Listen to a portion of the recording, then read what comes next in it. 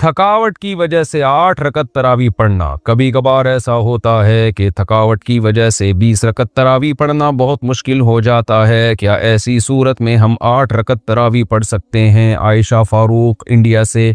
20 रकत तरावी सुन्नत मुअक्कदा है, और सुन्नत मुअक्कदा का हुक्म यह है कि बिला वजह उसको छोड़ना ये काबिल मलामत है। ऐसा शख्स अगर बहुत ज़्यादा थकावट है, बहुत कोई मसला है या तबीयत ख़राब है, तो फिर तरावी छोड़ी भी जा सकती है। बेहतर ये बिल्कुल ना छोड़ें, कुछ ना कुछ तो पढ़ लें। तो उसमें 4 पढ़ें, 8 पढ़ें, 12 पढ़ें, 16 पढ़ें। 8 के अदद की कोई ख़ासियत नहीं है। ये जो बुखारी की हदीस है कि नबी रमज़ान गैर रमज़ान में 8 से ज़्यादा नहीं पढ़ते थे, इसका तरावी से कोई ताल्लुक़ नहीं है जुमहूर उलमा के नज़दीक, बल्कि चारों फ़ुक़हा, चारों इमामों के नज़दीक जो उनके जो फतवा है ना, उससे पता चलता है कि इसका तरावी से कोई ताल्लुक़ नहीं है इस हदीस का। और ये हदीस बुखारी ही की दूसरी हदीस के ख़िलाफ़ भी है।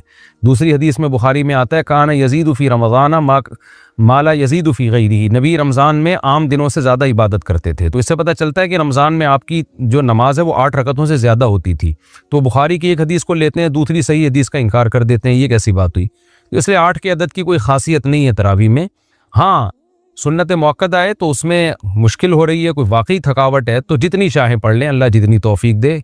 8 पढ़ लें, 4 पढ़ लें, 6 पढ़ लें, 12 पढ़ लें। जितनी ज़्यादा पढ़ेंगे उतना ज़्यादा सवाब मिलेगा, लेकिन नॉर्मली 20 रकत का मामूल बनाना चाहिए। अच्छा, ये 8 रकत में ये भी है कि अगर तरावी आपके लिए खड़े होकर पढ़ना मुश्किल हो रहा है तो बैठ के भी पढ़ी जा सकती है। थकावट ज़्यादा है तो बैठ के पढ़ लें आप, तो 20 पूरी कर लें, लेकिन बैठ के कर लें तो ये भी बेहतर है। सना शेख इंडिया से। क्या ख़वातीन के लिए भी तरावी पढ़ना वाजिब है? ना पढ़ने पर गुनाह होगा? घर में कैसे पढ़े, तरीक़ा भी बताएं। ये पिछले एपिसोड में भी सवाल पूछा था किसी ने। देखें, वाजिब तो तरावी ना मर्दों के लिए है ना ख़वातीन के लिए।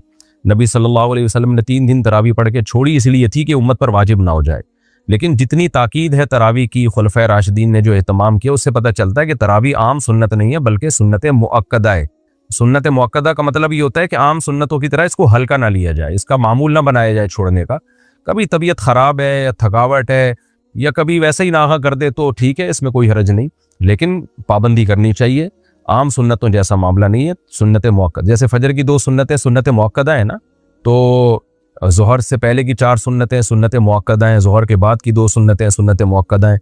तो ये जो सुन्नत मुअक्कदा होती है ये ताकीद वाली होती है, इसको आम सुन्नतों की तरह हल्का नहीं लिया जा सकता। जमात से पढ़ना बहरहाल सुन्नत मुअक्कदा नहीं है, जमात से पढ़ना अफजल है, तो इनफरादी भी पढ़ी जा सकती है। और ख़वातीन के लिए तो घर में पढ़ना वो मस्जिद में पढ़ने से बहरहाल ज़्यादा बेहतर है। तरीक़ा यही है कि अगर आपको कुरान याद है, हिफ्ज़ है, तो आप 20 रकतें पढ़ लें कुरान की तिलावत के साथ। और अगर आप हाफिज़ा नहीं है तो जो सूरतें आपको याद हैं वो पढ़ लें, कुछ भी नहीं तो अलम तरा से पढ़ लें। लेकिन आजकल ख़वातीन तरावी में बहुत सुस्ती कर रही हैं। रमज़ान की जीनत है, दिन की जीनत रोज़ा है और रात की जीनत तरावी है। पाकिस्तान से किसी ने पूछा है क्या ख़वातीन पर तरावी पढ़ना लाजिम है? तरावी सुन्नत मुअक्कदा है।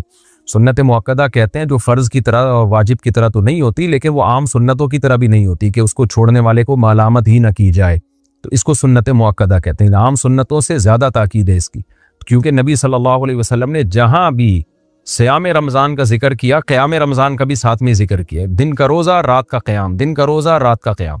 तो ये क़याम कैसे होगा? नबी सल्लल्लाहु अलैहि वसल्लम ने 3 दिन ये क़याम करके बताया कि ऐसे होगा। इसमें कितनी रकतें पड़ी ये मालूम नहीं।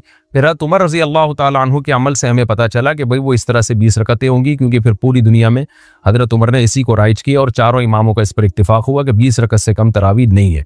तो इससे पता चला कि ये जो क़याम रमज़ान है ना, यही तरावी है, और कम से कम ये 20 रकतें।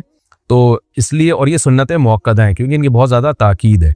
तो सुन्नत मुअक्कदा का हुक्म ये है कि मर्द हो या औरत दोनों के लिए एक ही हुक्म है, अलग अलग नहीं है। हाँ, मर्द बेहतर है कि जमात से पढ़ें, जमात से सुन्नत मुअक्कदा नहीं है, खूब समझ लें, इनफरादी तौर पर भी पढ़ सकते हैं मर्द हो या औरत हो, लेकिन जमात से पढ़ना अफजल है, क्योंकि हज़रत उमर ने जमात कायम की थी, और इसलिए ताकि कुरान ख़त्म हो लोगों का। जिनको कुरान पढ़ना आता है वो जमात कराएं, जिनको नहीं आता वो कारी के पीछे सुने। तो अब ख़वातीन पे तो मस्जिद की जमात, फ़र्ज़ नमाज भी लाजिम नहीं है, तो तरावी कहाँ से लाजिम होगी? तो इसलिए ख़वातीन बेहतर है घर में तरावी पढ़ें।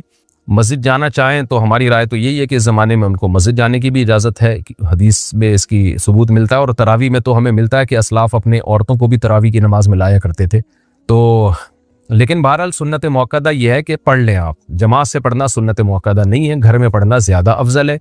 तो आप घर में तरावी पढ़ें, 20 रकत पढ़ें। और सुन्नत मुअक्कदा का हुक्म यह है कि कभी कभार छूट जाए तो इंशाल्लाह गुनाह नहीं, कोई हर्ज नहीं हो, इसमें कोई गुनाह नहीं मिलेगा। और अगर किसी उज़र से छोड़ दें तो वैसे ही कोई हर्ज नहीं है, क्योंकि फ़र्ज़ वाजिब बहरहाल नहीं।